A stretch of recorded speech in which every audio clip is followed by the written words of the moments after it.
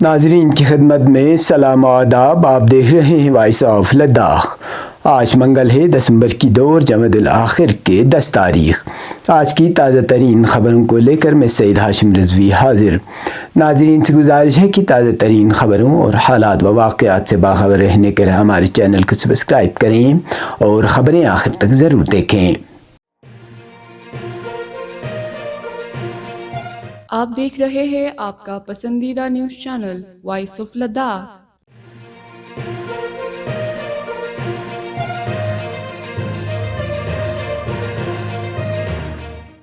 Lieutenant governor Ladakh Kavinder Gupta نے سوموار کو جموں کے مٹھی میں واقع لیہ گرلز ہاسٹل اور سدرا میں واقع کرگل گرل ہاسٹل کا دورہ کیا، جہاں انہوں نے طالبات سے ملاقات کر کے درپیش مسائل کا جائزہ لیا۔ یہ دورہ لداخ سے باہر زیر تعلیم طلبہ کے لیے فراہم سہولیات کا زمینی جائزہ لینے کے سلسلے میں ایک کڑی تھا۔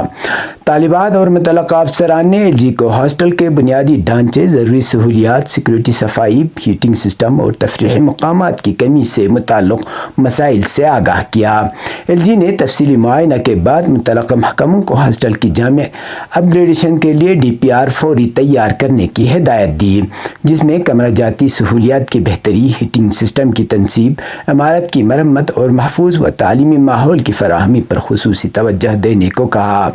بعد ازاں انہوں نے سدرا جموں میں واقع کرگل گرل ہاسٹل کا بھی دورہ کیا اور وہاں کی سہولیات کے بارے میں طالبات اور حکام سے تبادلہ خیال کیا۔ LG نے یقین دلایا کہ لداخ انتظامیہ طلبہ کی رہائش اور تعلیم کے لیے بہتر سہولیات فراہم کرنے کے لیے پرعزم ہے اور تمام جائز مطالبات پر بروقت کارروائی کی جائے گی۔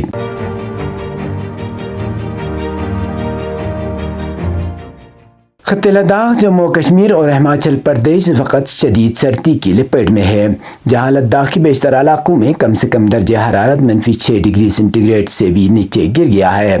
موسم سرما کی اس تیز لہر کے دوران ایک کمزور مغربی ہوا ویسٹرن ڈسٹربنس کے زیر اثر خطے میں مطلع زیادہ تر ابر آلود رہا، جبکہ زنسکار سب ڈویژن، سانکو سب ڈویژن اور زوجلا میں ہلکی نوعیت کی برف باری ہوئی، جس کی مقدار 1 سے 2 سینٹی میٹر تک ریکارڈ کی گئی۔ ماہر موسمیات سونم لوٹس نے پیش گوئی کرتے ہوئے بتایا کہ 15 دسمبر تک کسی بڑی برف باری کے امکان نہ ہونے کے برابر ہیں۔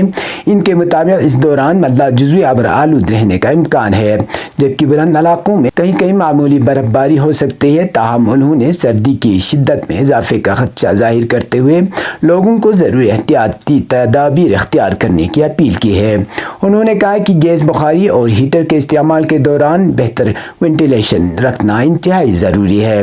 گھروں کے کمروں کو مکمل بند کرنے سے گریز کریں۔ سوتے وقت بخاری اور ہیٹر بند کر کے رکھیں تاکہ کسی ناخوشگوار واقعے سے بچایا جا سکے۔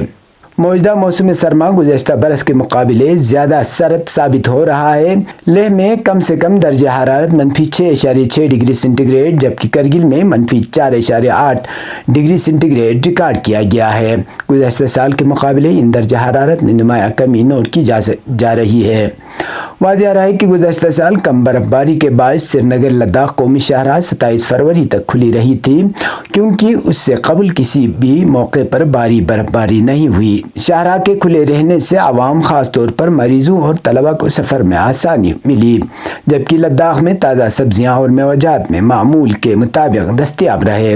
رواں سال سردی کی شدت بڑھنے سے اگرچہ سخت موسمی حالات درپیش ہیں، تاہم اب تک کسی بڑے برف باری یا شاہراہ کی طویل بندش کا امکان ظاہر نہیں کیا گیا۔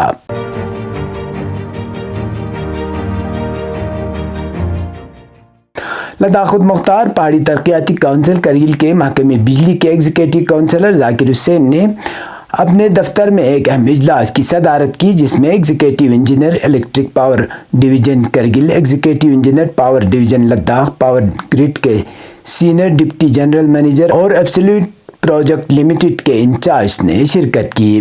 اجلاس کے دوران کرگل ضلع میں بجلی کی ترسیل کے جاری منصوبوں، بجلی لائنوں کی شفٹنگ و مضبوطی، کیبلنگ کے ذریعے لائنوں کی اپ گریڈیشن، کھمبوں کی تنصیب و توسیع اور ٹرانسفارمرز کی تبدیلی کا تفصیلی جائزہ لیا گیا۔ ان منصوبوں کے لیے حکومت کی جانب سے 116 کروڑ روپے کی منظوری دی گئی ہے، جنہیں ایبسلیوٹ پروجیکٹ لمیٹڈ کے ذریعے مکمل کیا جانا ہے۔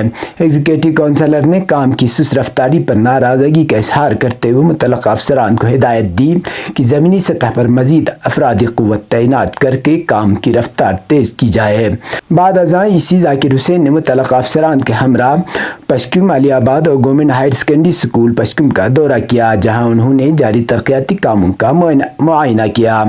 انہوں نے ایبسلیوٹ پروجیکٹ لمیٹڈ کے انچارج کو سختی سے ہدایت دی کہ زوجلا پاس بند ہونے سے قبل تمام مطلوبہ مواد کرگل میں پہنچا دیا جائے تاکہ منصوبوں کی بروقت تکمیل ممکن ہو سکے۔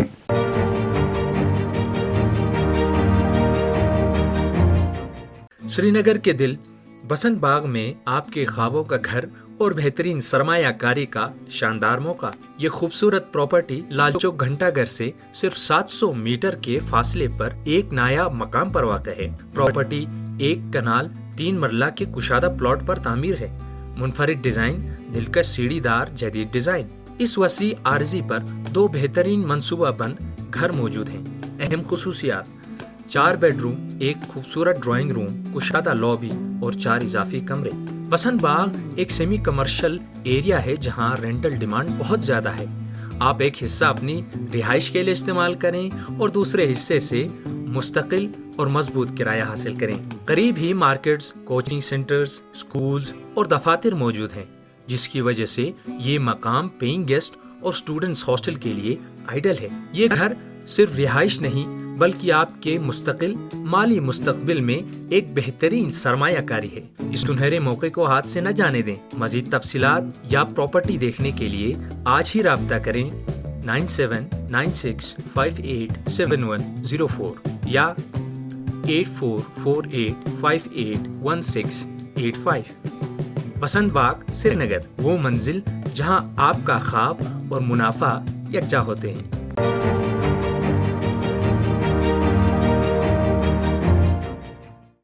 Ladakh subordinate service staff selection board نے اگلے اتوار 7 دسمبر 2025 کو ہونے والے میٹرک لیول امتحان کی تیاریوں کے سلسلے میں سینٹر سپروائزر اور دیگر امتحانی عملے کے لیے ایک تربیتی سیشن منعقد کیا۔ یہ تربیت پنچایت ریسورس سینٹر اقلی میں ہوئی۔ تربیتی سیشن میں secretary S B doctor Zahida Bano اور انڈر سیکرٹری شری جگمت آنچک نے امتحانی دن کے طے شدہ SOP سوالیہ پرچوں کی ترسیل و تقسیم اور OMR شیٹس کی درست ہینڈلنگ اور ضروری دستاویزات کی تکمیل سے متعلق رہنمائی فراہم کی۔ افسران نے شفافیت، نظم و ضبط اور رازداری کو یقینی بنانے پر زور دیتے ہوئے کہا کہ امتحان کو لیہ اور کرگل کے تمام مراکز پر منصفانہ اور مؤثر انداز میں منعقد کرنے کے لیے تمام تیاریاں مکمل ہیں۔ اب پیش قومی اور بین الاقوامی خبریں۔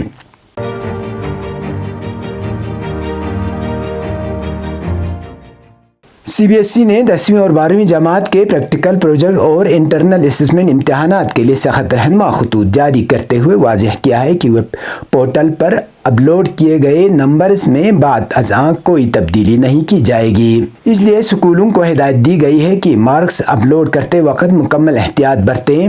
بورڈ کے مطابق 2026 کے پریکٹیکل امتحانات نئے SOPs کے تحت ہوں گے، جبکہ 17 نومبر 2025 سرکولر میں جاری مارکس کی تقسیم کی پابندی لازمی ہے۔ کھیلوں میں حصہ لینے والے طلبہ کو سہولت دیتے ہوئے بورڈ نے کہا ہے کہ وہ مقررہ مدت کے اندر کسی متبادل تاریخ پر پریکٹیکل دے سکتے ہیں۔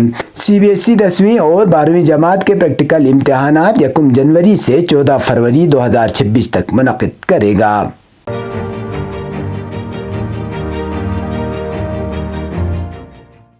فلسطینی میڈیا نے رام اللہ کے شمال میں واقع ایک قصبے میں صہیونیت مخالف کارروائی کی اطلاع دی ہے۔ اس کارروائی میں 2 صہیونیوں کے زخمی ہونے کی خبر ہے۔ تسنیم خبر رساں ایجنسی کی رپورٹ کے مطابق مقامی فلسطینی میڈیا نے رام اللہ کے شمال میں واقع قصبے عتیرت میں صہیونیت مخالف کی اطلاع دی ہے، جس میں کم سے کم 2 صہیونی زخمی ہو گئے۔ اطلاعات کے مطابق رام اللہ کے شمال میں واقع قصبے عتیرت میں ہلکے ہتھیار سے کیے گئے حملے میں 2 صہیونی زخمی ہو گئے۔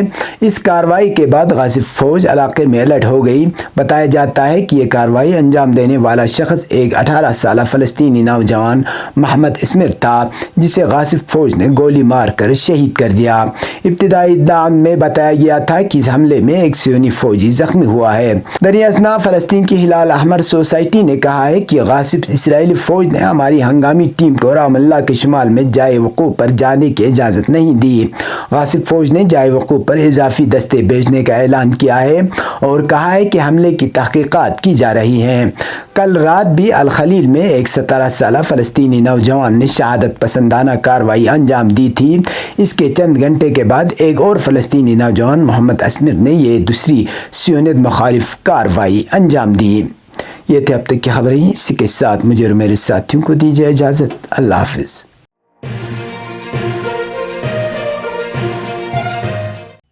مقامی، قومی اور بین الاقوامی خبروں سے باخبر رہنے کے لیے چینل کو لائک، شیئر اور سبسکرائب کریں، ساتھ ہی بیل آئیکن دبانا نہ بھولیں۔